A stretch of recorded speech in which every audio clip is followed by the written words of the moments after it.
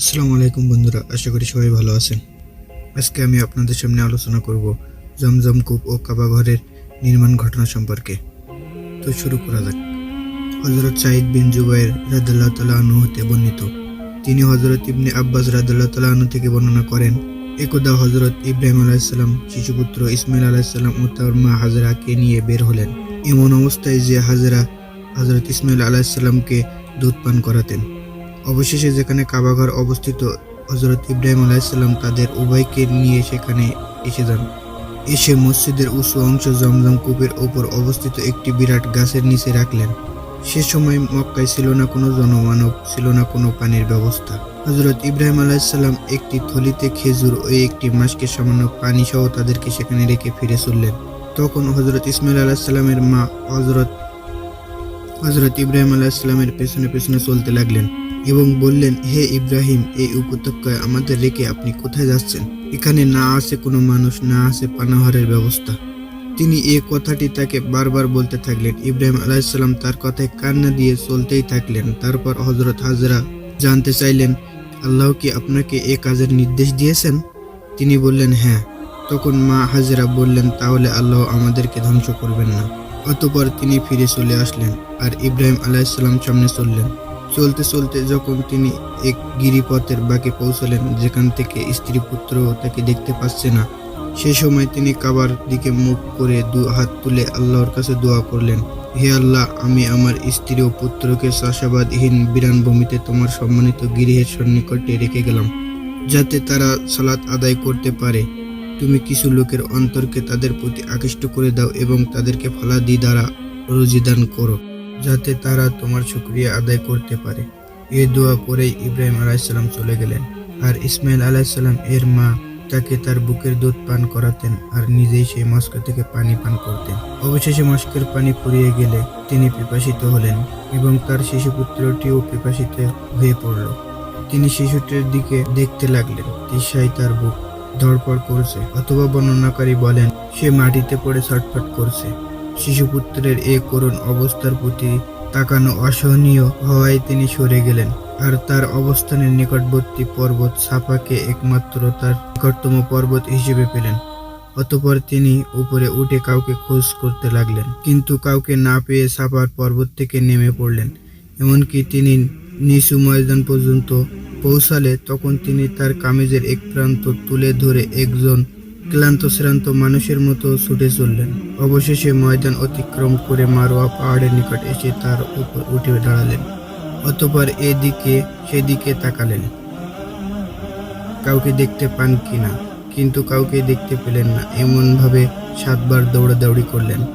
হযরত ইবনে আব্বাস রাদিয়াল্লাহু তাআলা আনহু বলেন, নবী করিম সাল্লাল্লাহু আলাইহি সাল্লাম বলেছেন, এজন্যই মানুষ হজ ও উমরা এর সময় উক্ত পাহাড়দ্বয়ের মধ্যে 7 বার সাই করে থাকে।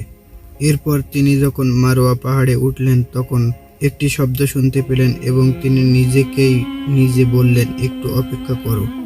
তিনি একাগ্র চিত্তে মনোযোগ দিয়ে শুনে বললেন, তুমি তো তোমার শব্দ শুনিয়েছো, তোমার কাছে কোনো সাহায্যকারী থাকলে আমাকে সাহায্য করো। অতঃপর তিনি জমজমের নিকট একজন ফেরেশতা দেখতে পেলেন, যিনি নিজের পায়ের গোড়ালি দ্বারা মাটিতে আঘাত করলেন আর অমনি মাটি ফেটে পানি বের হতে লাগলো। তখন হাজরা আলাইহিস সালাম চারপাশে নিজ হাত দিয়ে বাদ দিতে লাগলেন এবং কোষ দ্বারা মস্কটি ভরে নিলেন, কিন্তু তখনও পানি উপচে উঠতে থাকলো। হযরত ইবনে আব্বাস রাদিয়াল্লাহু তাআলা আনহু বলেন, নবী করিম সাল্লাল্লাহু আলাইহি সাল্লাম বলেছেন, হযরত ইসমাঈল আলাইহিস সালামের মাকে আল্লাহ রহম করুন, যদি তিনি বাত না দিয়ে বা কোষ ভরে পানি মস্কে জমা না করে জমজমকে ওইভাবে ছেড়ে দিতেন, তবে উহা একটি কূপ না হয়ে প্রবাহমান ঝর্ণায় পরিণত হতো। বারী বলেন, অতঃপর তিনি পান করলেন এবং তার পুত্রকে দুধ পান করালেন। ফেরেশতা তাকে অর্থাৎ হাজরা আলাইহিস সালামকে বললেন, আপনি ধ্বংসের ভয় করবেন না, কারণ এখানে রয়েছে আল্লাহর ঘর। এই শিশুটি এবং তার পিতা দুজনে মিলে এখানে ঘর নির্মাণ করবে এবং আল্লাহ তার আপনজনকে ধ্বংস করবেন না।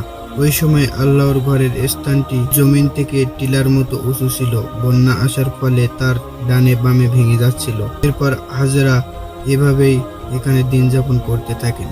অতঃপর এক সময় জুরহুম গোত্রের একদল লোক তাদের নিকট দিয়ে অতিক্রম করছিল। অথবা বারী বলেন, জুরহুম পরিবারের কিছু লোক কাদা নামক উঁচু ভূমির পথ ধরে এদিকে আসছিল। তারা মক্কার নিচু ভূমিতে অবতরণ করলো এবং এক ঝাঁক পাখিকে চক্রাকারে উঠতে দেখতে পেল। তখন তারা বলল, নিশ্চয়ই এই পাখিগুলো পানির ওপর উড়ছে। আমরা এই ময়দানের পথ হয়ে বহুবার অতিক্রম করেছি, কিন্তু এখানে কোনো পানি ছিল না। তখন তারা একজন কি দুজন লোক সেখানে পাঠালো। তারা সেখানে গিয়ে পানি দেখতে পেল। তারা সেখান থেকে ফিরে এসে সকলকে পানির সংবাদ দিল। সংবাদ শুনে সবাই সেদিকে অগ্রসর হলো। বারী বলেন, ইসমাইল আলাইহিসসালাম এর মা পানির নিকট ছিলেন। তারা তাকে বলল, আমরা আপনার নিকটবর্তী স্থানে বসবাস করতে চাই, আপনি আমাদেরকে অনুমতি দিবেন কি? তিনি জবাব দিলেন, হ্যাঁ, তবে এ পানির উপর তোমাদের কোনো অধিকার থাকবে না। তারা হ্যাঁ বলে তাদের মত প্রকাশ করল। হযরত ইবনে আব্বাস রাদিয়াল্লাহু তাআলা আনহু বলেন, এ ঘটনায় হযরত ইসমাইল আলাইহিসসালাম এর মাকে মানুষের সহচর্যে থাকার সুযোগ করে দিল। অতঃপর তারা সেখানে বসতি স্থাপন করলো এবং তাদের পরিজনের নিকটও সংবাদ পাঠালো। তারপর তারাও এসে তাদের সাথে একসাথে বসবাস করতে লাগলো। অবশেষে সেখানে তাদেরও কয়েকটি পরিবারের বসতি স্থাপিত হলো। আর হযরত ইসমাইল আলাইহিসসালামও যৌবনে উপনীত হলেন এবং তাদের কাছ থেকে আরবি ভাষা শিখলেন। যৌবনে পদার্পণ করে তিনি তাদের কাছ অধিক আকর্ষণীয় ও প্রিয় পাত্র হয়ে উঠলেন। অতঃপর যখন তিনি পূর্ণ যৌবন লাভ করলেন, তখন তারা তাদের একটি মেয়ের সাথে ইসমাইল আলাইহিসসালামের বিবাহ দিলেন। ইতিমধ্যে হযরত হাজরা আলাইহিসসালাম মারা গেলেন। ইসমাইলের বিবাহর পর হযরত ইব্রাহিম আলাইহিসসালাম তার পরিত্যক্ত পরিজনের অবস্থা দেখার জন্য এখানে আসলেন, কিন্তু তিনি ইসমাইল আলাইহিসসালামকে পেলেন না। তিনি ইসমাইল আলাইহিসসালামের স্ত্রীর নিকট তার অবস্থান সম্পর্কে জানতে চাইলেন। তখন পুত্রবধূ বলল, তিনি আমাদের জীবিকার খোঁজে বেরিয়ে গেছেন। অতঃপর তিনি তাদের জীবিকা ও অবস্থা সম্পর্কে জানতে চাইলেন।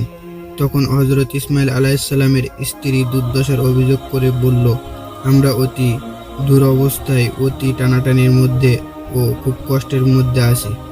এ কথা শুনে ইব্রাহিম আলাইহিসসালাম বলেন, তোমার স্বামী বাড়ি আসলে আমার সালাম দিয়ে তার ঘরের চৌকাঠ বদলিয়ে নিতে বলবে। এরপর যখন হযরত ইসমাইল আলাইহিসসালাম বাড়ি আসলেন, তখন যেন কিছু আঁচ করতে পারলেন। তিনি বললেন, তোমার নিকট কোনো ব্যক্তি এসেছিল কি? স্ত্রী বলল, হ্যাঁ, আমাদের নিকট এরূপ একজন বৃদ্ধ এসেছিলেন এবং আমাকে আপনার সম্পর্কে জিজ্ঞেস করলেন। আমি তাকে আপনার খবর দেই। তিনি আমাদের জীবন জীবিকা কিভাবে চলছে তা জিজ্ঞেস করেন। তখন আমি তাকে বলি, আমরা খুব কষ্টে ও অভাবে আছি। হযরত ইসমাইল আলাইহিসসালাম বলেন, তিনি কি তোমাকে কোনো বিষয়ের ওসিয়ত করেছেন? তিনি বললেন, হ্যাঁ।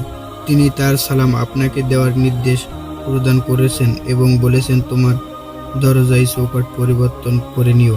ইসমাইল আলাইহিসসালাম বলেন, উনি আমার পিতা, তিনি আমাকে তোমার পৃথক করে দেওয়ার নির্দেশ দিয়েছে। তুমি তোমার আপনজনদের কাছে চলে যাও। অতঃপর তিনি তাকে তালাক দিয়ে অপর একটি মেয়েকে বিবাহ করলেন। অতঃপর ইব্রাহিম আলাইহিসসালাম এদের থেকে আল্লাহ যত দিন চাইলেন ততদিন দূরে সরে থাকলেন। অতঃপর তিনি আবার তাদের দেখতে আসলেন। এবারেও তিনি পুত্রবধূকে দেখতে পেলেন, পুত্রকে পেলেন না। অতঃপর তিনি পুত্রবধূকে তার পুত্র সম্পর্কে জিজ্ঞেস করলেন। তিনি উত্তর দিলেন, তিনি আমাদের জীবিকার খোঁজে বেরিয়ে পড়ছেন। এরপর ইব্রাহিম আলাইহিসসালাম বললেন, তোমরা কেমন আছো? অতঃপর তিনি তাদের জীবনযাপন ও অবস্থা সম্পর্কে জানতে চাইলেন। অতঃপর তিনি বললেন, আমরা ভালো ও সচ্ছল আছি, এবং তিনি আল্লাহর প্রশংসাও করলেন।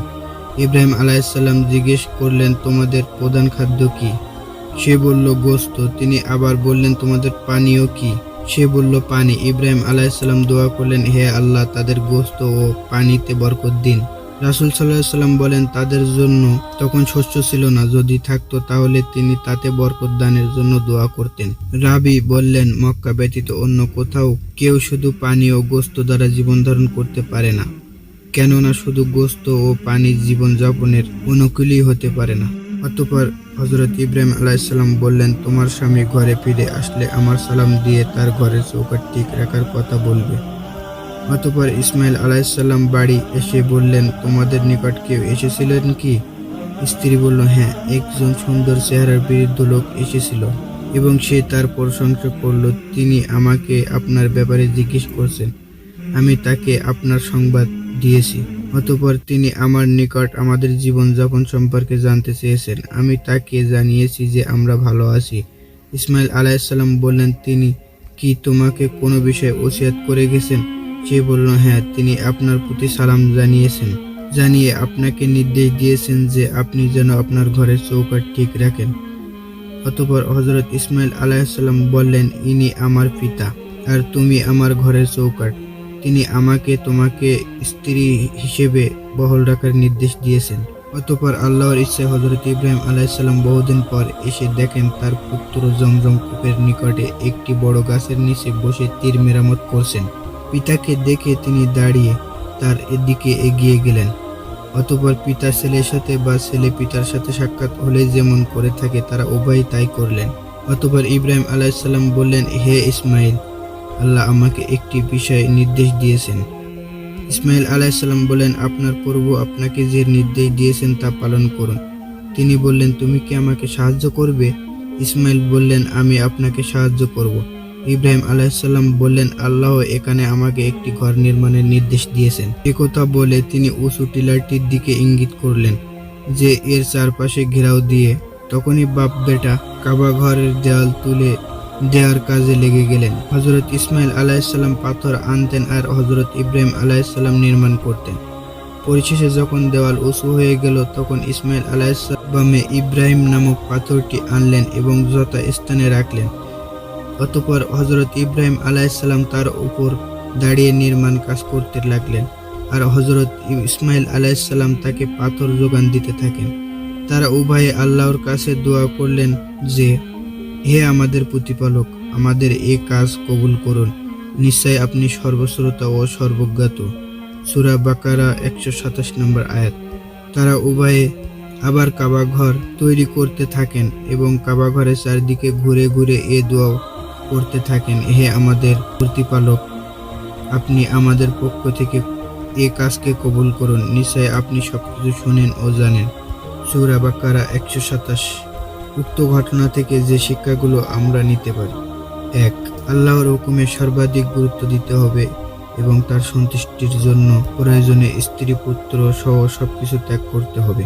2. সর্ব অবস্থায় আল্লাহর প্রতি সন্তুষ্ট থাকতে হবে ও তার উপর ভরসা করতে হবে। কোনো অবস্থাতেই ধৈর্য হারা হলে চলবে না।